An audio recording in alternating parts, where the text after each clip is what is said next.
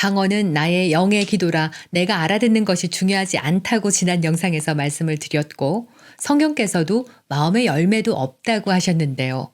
그런 방언에 무슨 효과가 있을까요? 성도님들의 영적 성장을 간구합니다. 하가TV 말씀 건축가입니다.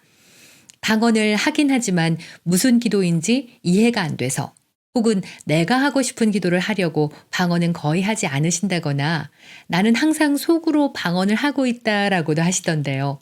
그래서 오늘 영상에서는 주님께서는 왜 알아듣지도 못하고 마음의 열매도 없는데 입으로 소리까지 내면서 방언하라고 하셨는지 알아보겠습니다. 오늘 말씀은 이장석 교회 성장 연구소의 말씀과 능력의 삶 양육 교재에서 방언의 기능 일부분의 말씀을 전합니다. 좋아요, 구독도 해주시고요. 주위에 소문도 많이 내주셔서 함께 성령 충만해서 영적 성장을 이루도록 저희의 힘이 되어주십시오. 첫째, 기도는 말로 나가도록 디자인되었습니다. 아니, 묵상 기도도 몰라? 말 안 해도 주님은 다 아시거든 하실 수도 있는데요. 그런데 성경의 묵상의 히브리어 하가는 심사숙고해서 입으로 조곤조곤 말하다, 반복해서 말하다, 사자처럼 포효한다는 뜻이고요. 다윗도 주의 모든 행하신 것을 읊조린다고 했는데 읊조린다도 같은 단어 하가를 사용했습니다. 말씀을 믿고 그 말씀을 행동하는 것은 말에서 시작되고요. 하나님께 드리는 제사도 그 이름을 찬양하는 입술의 열매라고 하셨고 그 가치가 수송아지를 대신한다고 했습니다. 그리고 무엇보다 말씀의 권세는 입술의 고백과 선포를 통해서 역사하시는데요. 물론 침묵 가운데서 말씀을 듣기도 하고 인도도 받지만 내 영과 혼이 믿는 말씀을 최종적으로 육신의 입이 말로 확증할 때 말씀과 성령의 권세는 기적을 일으키십니다. 이는 사람의 입이 말씀을 역사하게 하는 도구이기 때문인데요. 주님께서 생명나무의 열매를 먹으면 입으로 먹으면 영생하는데 그 생명나무가 바로 사람의 혀라고 했습니다. 생명도 말할 때 그 생명의 열매를 맺고 사망도 말할 때 사망의 결과를 초래하는 거죠. 결국 사람의 죽고 사는 것이 혀의 열매인 만큼 기도도 말로, 언어로 세상으로 선포될 때 그 열매를 맺습니다. 방언도 마찬가지인데요. 방언도 입술의 언어로 나와야만 하는 것은 방언이야말로 기적을 일으키는 성령 하나님께서 주신 문장이기 때문입니다. 단지 문제는 내가 못 알아듣는다는 건데요.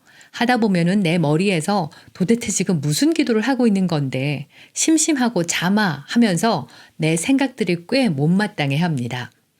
거듭난 내 영은 말씀과 성령으로 활동하고 성장하기를 원하지만 아직 내 생각과 의식 세계는 죽은 옛자, 거짓 자 시스템이 강하게 작동하고 있거든요.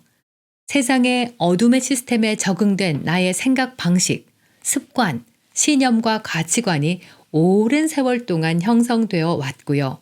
거기다가 정말 영적 어둠에 사로잡힌 견고한 진들이 있습니다. 이것들이 바로 은혜의 능력이 역사하려고 할 때마다 격하게 막으려고 한답니다. 내 안에서 막 다투죠. 예수가 채찍에 맞음으로 난 나았어. 근데 머리에서는 예수가 매 맞은 거랑 네 병이랑 무슨 상관이야, 빨리 병원 가라고 영과 혼이 부딪히고요. 또 내 생각도 분명히 말씀을 들었을 때는 믿겼는데 돌아서고 나면 불안합니다. 이렇게 생각도 두 개로 나뉘어서 대립하는 의심까지 복잡해지죠. 이런 불신앙이 성령님의 일하심을 막는데요.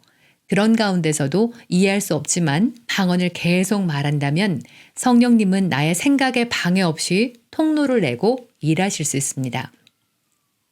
저의 예를 들어볼게요. 제가 영국 유학 동안 안수로 18년 동안의 심각한 섭식장애 치유를 받았다고 말씀을 드린 적이 있는데요. 하지만 제게는 그 치유를 유지할 믿음도 말씀도 없었거든요. 당연히 다시 증상이 시작됐고 그때 저는 정말 내 병은 하나님도 어쩌지 못하는구나 하고 참담해했습니다. 그때 방언, 따따따 방언 받은 지 정말 얼마 되지 않았는데요. 할 수 있는 게 그것밖에 없어서 하루에 1시간이라도 이렇게 방언이라도 해야겠다 싶어서 시작했고요. 그리고 얼마 지나지 않아 문득 이미 치유를 받았다면 받은 치유는 다시 누릴 수 있지 않을까 하는 생각이 쑥 들어오는 거였습니다. 그런 후에 또 한 번은 성도랑 우연한 대화 중에 예수님께서 채찍에 맞으실 때 우리의 모든 질병의 대가도 다 치렀다. 그러니까 치유는 모든 성도들에게 생득권, 거듭나자마자 받는 정말 기본적인 권리이고 주장해야 한다라고 가르쳐 줬습니다. 그리고 말씀을 찾아서 이 말씀을 고백하고 말하라고 알려주기도 했는데요. 그리고 나서 또 한 번은 예배 후에 늘 인도 정통 의상을 입고 오시는 그 한 아주머니 성도님께서 저에게 오시더니 주님께서 너의 배를 위해서 기도해 주라고 하셨다면서 기도해 주시고는 치유하실 거다. 잊지 않고 중보하겠다고도 위로해 주셨습니다. 제가 했던 거라고는 따따따 방언뿐이었는데요. 성령님은 그 따따따 방언을 통해서 제가 질병을 이기도록 말씀도 깨닫고 믿게 해주셨고요. 주위의 성도님들을 통해서 다시 치유를 누리도록 돕고 계셨던 겁니다. 그래서 저는 방언 시간을 더 많이 늘렸고요. 하루에도 수없이 예수님께서 채찍에 맞으실 때 나의 섭식장애의 값도 다 치렀다. 예수님께서 나의 질병을 다 짊어지셨다. 나 치유받았다라고 계속 고백했습니다. 그리고 당연하겠지만 믿음이 자랄수록 섭식장애의 빈도가 뜸해졌고 지금은 10년 이상 아주 완전한 치유를 잘 누리고 있습니다. 이런 예를 포함해서 방언하는 동안 사고를 면하거나 도둑당하지 않고 위험으로 보호받았다는 등등의 무수한 간증들이 있죠. 이렇게 방언의 내용을 모르는 것이 성령님을 도울 수 있습니다.